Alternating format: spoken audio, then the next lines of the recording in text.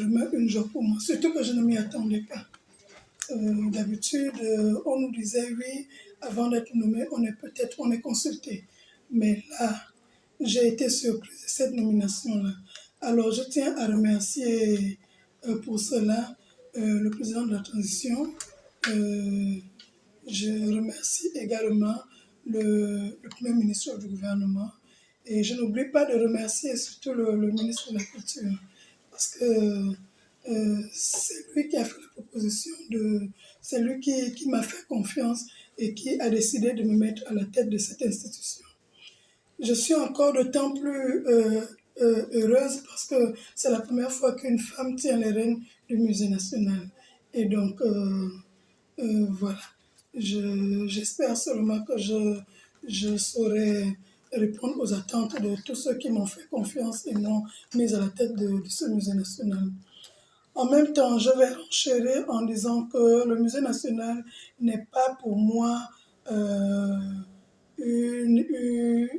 quelque chose d'étrange, une institution étrange parce que j'ai fait tout mon service ici.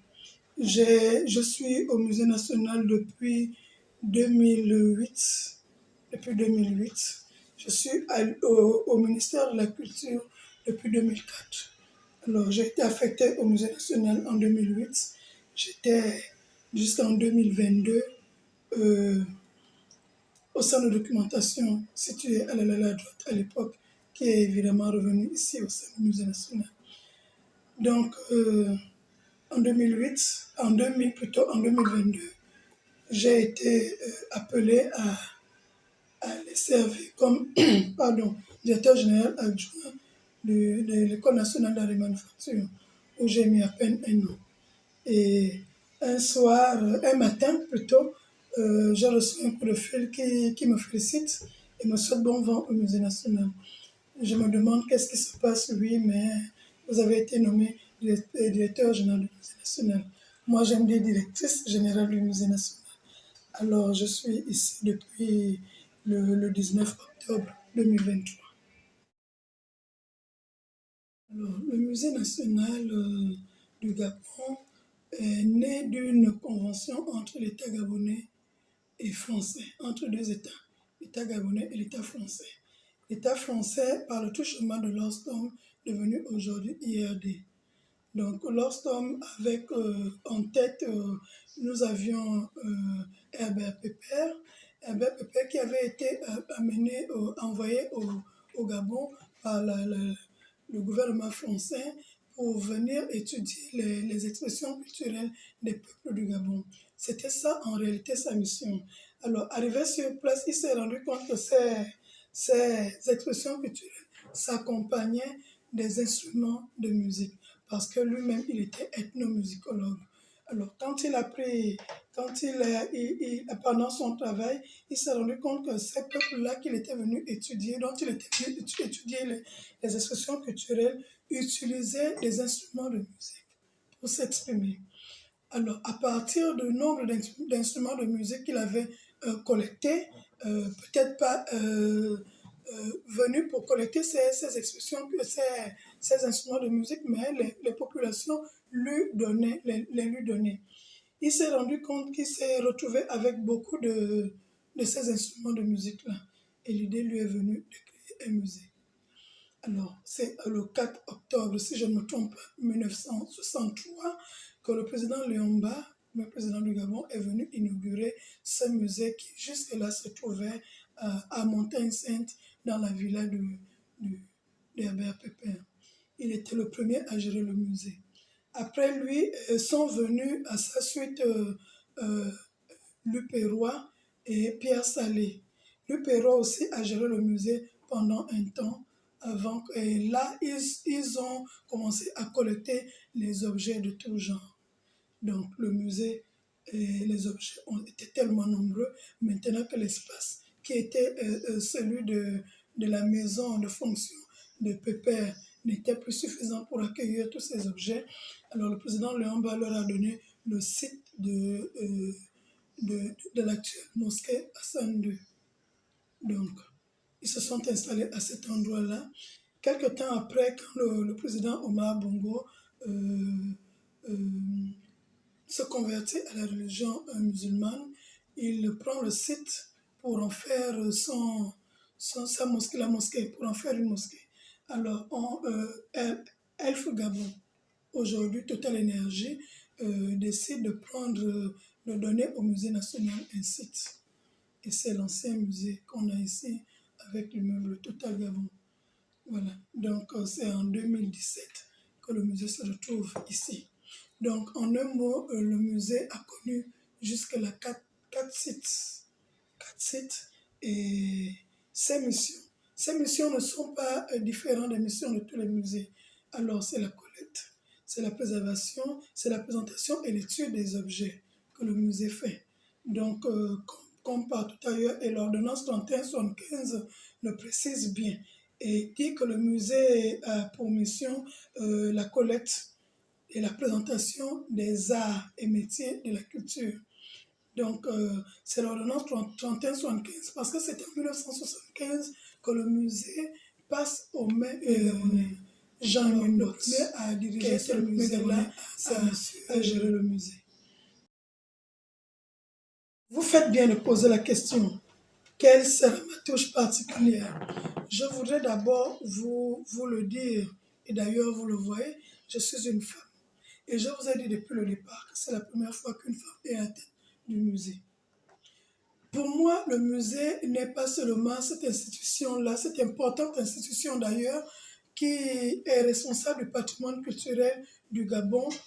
Ce n'est pas seulement une institution qui ne s'occupe que des masques ou que des objets, non. Je voudrais que tout rentre dans le musée, tout. Qu'est-ce que j'entends par tout? Aussi bien les masques que des autres objets et aussi la partie immatérielle, toutes les richesses du patrimoine culturel gabonais doivent figurer dans le musée. J'insiste en disant tout. En même temps, je voudrais aussi qu'on pense à l'art culinaire. D'ailleurs, le Gabon a été primé, a eu un prix concernant la cuisine gabonaise. Il faut qu'on essaie un peu de rehausser cette partie-là, parce que nous mangeons bien, il faut le dire. Au Gabon, nous mangeons bien et nous mangeons très varié. Voilà. Donc pour moi, ajouter à tout ce qu'il y a ici, je voudrais aussi que l'art culinaire fasse partie du musée. Oui, les visiteurs viennent, ils regardent les expositions, on leur fait avec des guides, on leur montre un peu l'itinéraire et tout le reste et les explications sur tout ce qui concerne les objets exposés. Ce sont ces objets-là qui sont aussi à la réserve. On les met à la lumière en les exposant.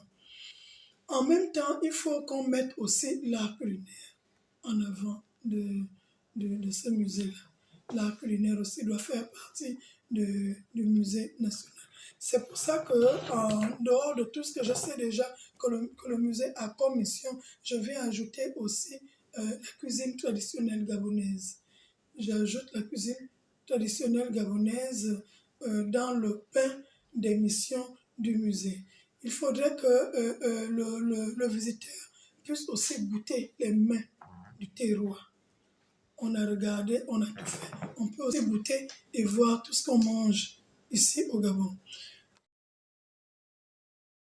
Alors, comment je viens à rehausser l'art culinaire? Préparer un projet que d'ailleurs j'ai déposé sur la table de notre ministre pour la réhabilitation de l'ancien site. L'ancien site va non seulement servir à augmenter un peu les espaces du musée, mais aussi à créer, à construire un restaurant. Un restaurant fait avec de la manière dont nous avions nos restaurants à l'époque, nos cuisines à l'époque. Alors nous allons, je propose, ça ne va forcément pas être ça, mais je propose quand même qu'on ait des box avec des provinces. Et chaque province doit préparer les mets du terroir. Et quand on vient pour manger, parce que je sais qu'ici, il n'y en a peut-être pas assez de restaurants ou d'endroits où les gens peuvent manger, je disais que pour chaque box, on va mettre une province. Et quand on vient, quand quelqu'un vient pour manger, il rentre le box ici. Tiens, aujourd'hui, je vais manger la cuisine de l'estuaire. Il monte, il rentre dans le box estuaire. Il se sert, il fait sa commande, puisqu'il y aura les menus, il fait sa commande et puis il va s'asseoir. Tout dépend. Pour moi, je veux vraiment faire ça d'une certaine manière, tout dépend. Si c'est deux hommes, on va construire aussi un corps de garde. On sait qu'à l'époque, ce sont les hommes qui mangeaient au corps de garde, qui restaient au corps de garde. On emmène la nourriture au corps de garde quand il s'agit de deux hommes qui viennent pour manger ou un seul homme. Si c'est deux femmes, on aura aussi construit une cuisine traditionnelle dans laquelle les femmes iront manger. Mais si c'est mixte, un homme et une femme, on les met au restaurant. Là, c'est Miss. C'est l'endroit où tous les sexes peuvent se retrouver. Mais vous savez que la cuisine, c'était exclusivement réservé aux femmes, le corps de garde exclusivement réservé aux hommes. Donc, nous allons essayer de faire ça. Et en même temps, on pense aussi aux acteurs culturels. Nous avons les peintres, les sculpteurs et tout le reste là qui peuvent venir faire des expositions, montrer leur savoir-faire. Nous avons aussi des ailes au niveau de l'ancien site qu'on va exploiter pour en faire des salles d'exposition, des salles d'exposition temporaires pour ceux-là qui veulent venir planter leurs produits. Donc, voilà à peu près ce que je vais ajouter à ce qui existe déjà. C'est vrai que l'idéal serait la construction des musées. On a dit que le CTRI est là pour la restauration des institutions. Donc, le musée aussi est une institution. Il ne faut pas qu'on oublie que le musée est c'est notre patrimoine culturel qu'on détient au sein du musée. C'est le musée qui a la responsabilité de relever notre identité culturelle. C'est à travers le musée, à travers nos objets qu'on sait qu'on est gabonais. On va dire Ménine Gabon, c'est au musée qu'on peut trouver cette expression-là d'ailleurs. Donc, l'idéal serait de construire un musée, construire enfin un musée. Vous avez entendu tout à l'heure, j'ai cité les 4 sites que le musée avait déjà occupés. Mais aucun d'eux n'a été fait pour un musée depuis le départ. On l'a construit pour des choses autres que pour le musée. Maintenant, si on pourrait profiter des 2 ans de la transition pour que le président de la transition, accompagné de son ministre et du Premier ministre d'ailleurs, qu'il construise un musée. Ce serait un réel cadeau qu'on aurait fait aux Gabonais. Voilà. Donc, la construction d'un musée avec tout ce qu'il y a dans ce musée-là. Tout. Le musée est un tout. Le musée, ce n'est pas une petite affaire. Ce n'est pas seulement des expositions, c'est le tout. C'est-à-dire que toute la culture gabonaise va se retrouver dans ce musée. Et puis, je pense que dès qu'on l'aurait fait, on aurait beaucoup fait pour notre pays. Le musée fonctionne avec 3 services. 3 services, donc nous avons 3 chefs de service en réalité. Nous avons le service de public et vulgarisation, nous avons le service de la restauration et la conservation, et ensuite le service de la documentation. Donc, ce sont ces 3 services-là, ces 3 chefs de service qui aident le directeur général que je suis à gérer l'institution.